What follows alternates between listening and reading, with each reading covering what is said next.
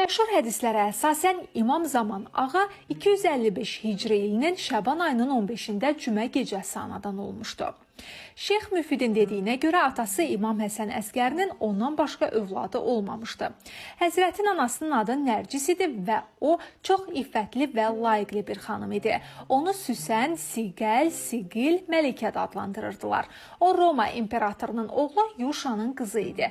Həzrət İsa'nın tərəfdaşlarından olan Şəmunun nəvəsi idi və ilahi bir möcüzə nəticəsində 11-ci imamın həyat yoldaşı olur.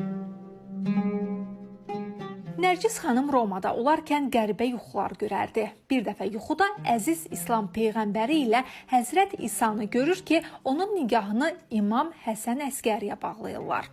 O yuxuda başqa qeyri-adi şeylər də görürdü və Həzrət Fatime-i Zəhranın dəvəti ilə müsəlman olur. Ancaq müsəlman olduğunu ailəsindən və ətrafındakilardan gizlədir. Müsəlmanlar ilə Romalılar arasında müharibə başlayır. Roma imperatoru ordusu ilə bir yerdə müharibəyə yollanır. Nərcis xanıma yuxuda əmr edilir ki, gizli şəkildə kənizləri ilə bir yerdə sərhədə gedən ordunun ardınca getsin. O bu cür edir və sərhəddə müsəlmanlar onları əsir tuturlar. Onu başqa əsirlərlə bir yerdə Bağdada aparırlar. Bu hadisə 10-cu imamın imamət dövrünün sonlarında baş vermişdi. İmamın Roma dilində yazdığı məktubu Bağdadda Nərcis xanıma verirlər. Məktubu aparan elçi onu qul kimi satın alır və İmam Hadinin yanına gətirir. İmam onun gördüyü yuxuları Nərcisin yadına salır və ona müjdə verir ki, o 11-ci imamın həyat yoldaşı olacaq və dünyaya elə bir övlad gətirəcəkdir ki, bütün aləmi ədalətə və nura boyayacaqdır. İmam Hadi Nərcis xanımı bacısı Həkiməyə tapşırır ki, ona İslam adət-ənənələrini başa salsın. Bir müddət sonra Nərcis xanım İmam Həsən Əsgəri ilə ailə qurur. Təvəllüdün necəliyi. Əməvi və Abbasi xəlifələri Peyğəmbərdən onlara çatan hədislərə əsasən bilirdilər ki, gec-tez imamın nəslindən elə bir oğlan dünyaya gələcəkdir ki, zülmə qarşı çıxacaq və ədaləti bərqərar edəcəkdir. Ona görə də onlar gözləyirdilər ki, bu körpə dünyaya gələn kimi onu məhv etsinlər. İmam Həsən Müctəbanın zamanından başlayaraq Peyğəmbər nəslinə edilən təzyiqlərin sayı artır. İmam Həsən Əsgərinin zamanında ən son həddinə çatır. O, Həzrətin bütün həyatı xəlifələrin nəzarəti altında idi. O, evə gedənlərə və gələnlərə nəzarət edilərdi. Belə ki, bu cür şəraitdə imamın dünyaya gəlməsi aşkar şəkildə ola bilməzdi. Ona görə də onun anasında hamiləliyin heç bir əlaməti görünmürdü və hətta imamın ən yaxın adamları belə körpənin dünyaya gəlməsindən xəbərsiz idilər. İmam Həsən Əsgərinin bibisi Həkimənin dediyinə görə Həsən İbni Əli mənim dalımca gəlmişdi və buyurur ki, iftara onlarla bir yerdə idim. Çünki bu gecə Şəban ayının 15-idir. Allah bu gecə yer üzərində olan hüccətini aşkar edəcəkdir. Soruşdum, anası kimdir? Buyurdu, Nərcis. Ərz etdim, Allah məni sizə fəda etsin. Ancaq onda hamiləliyin heç bir əlaməti yoxdur. Buyurdu, mövzu necə demişəmsə elədir. Həkimə xanım nəql edir ki, mən İmam Həsənin evinə getdim və salam verəndən sonra oturdum. Nərcis xanım mənim yanıma gəldi və ayaqlarımdakı ayaqqabını çıxararaq dedi, ey mənim banum, gecəni necə keçirtmisən? Dedim, sən mənim və mənim nəslimin xanımısan. Sözümü inkar etdi və dedi, bibi, nə olub ki? Ona dedim, qızım, Allah Teala bu gecə sənə bir oğlan əta edəcəkdir ki, dünya və axirətin səadəti olacaqdır. Nərcis həya edib yerində oturdu. İşə namazını qıldım və iftar etdim. Yatağa gedib yatdım. Gecənin yarısı namaza qalxdım və namazımı tamamladım. Halbuki Nərcis yatmışdı və doğumundan heç bir xəbər yox idi. Namazımı qurtarıb yatdım. Ancaq biraz keçməmiş heyrətlənmiş halda yerimdən qalxdım. Bu zaman Nərcis də durub namaz qılırdı.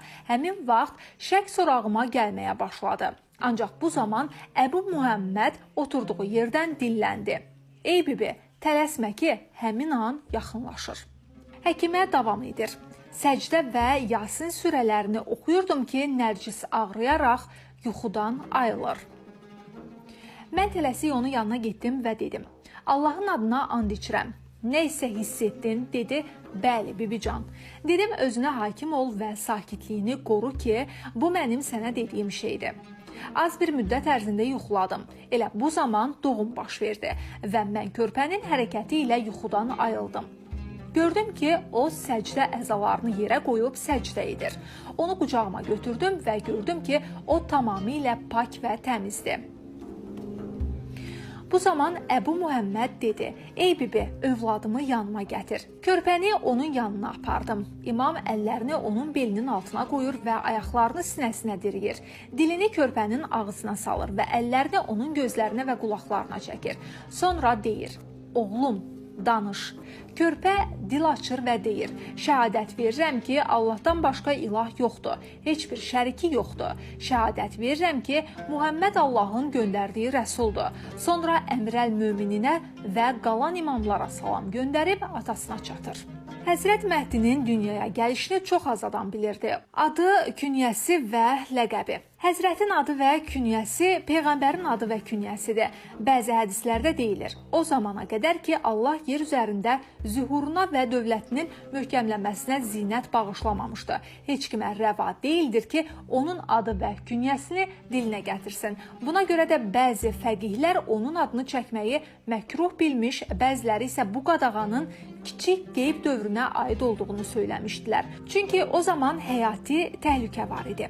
Ona görə də fəqihlər onu müxtəlif ləqəblərlə çağırmağa başlamışdılar. Hüccət, Qaim, Məhdi, Xələfəl Salih, Sahibi Zaman, Sahibi Dar kimi. Kiçik qeyb zamanı Həzrətin tərəfdaşları onu Nahi-i Müqəddəsi çağırırdılar. Kiçik qeyb.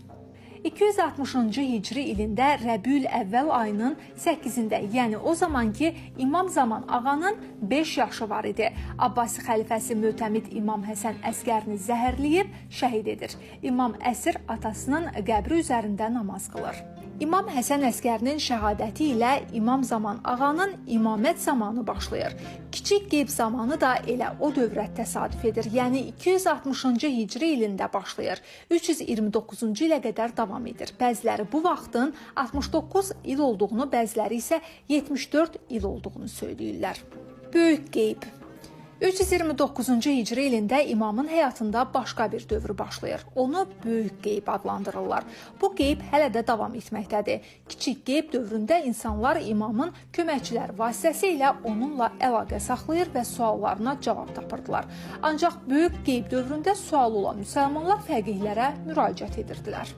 İmam Əsrin xüsusi köməkçiləri. İmamın kiçik qeyb dövründə 4 xas naibi olmuşdu ki, bəzən həmin naiblər vasitəsilə digər tərəfdarları ilə də Həzrət əlaqə saxlayır, ünsiyyət qururdu. Həmin 4 xas naib bunlardır. 1. Osman İbn Səid, hicrətin 260-267-ci illərində Həzrətin naibi olmuşdu. 2. Muhammed İbn Osman, 1-ci naibin oğludur və hicri 267-305-ci illərdə Həzrətə naiblik etmişdi. 3. Hüseyn İbn Ruh, hicri 305-326-cı illərdə imamın naibi vəzifəsində çalışmışdı. 4.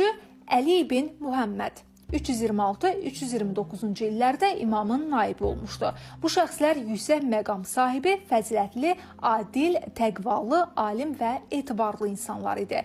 Əbəs deyil ki, Həzrət onları özünə xas naibləri təyin etmişdi. Allah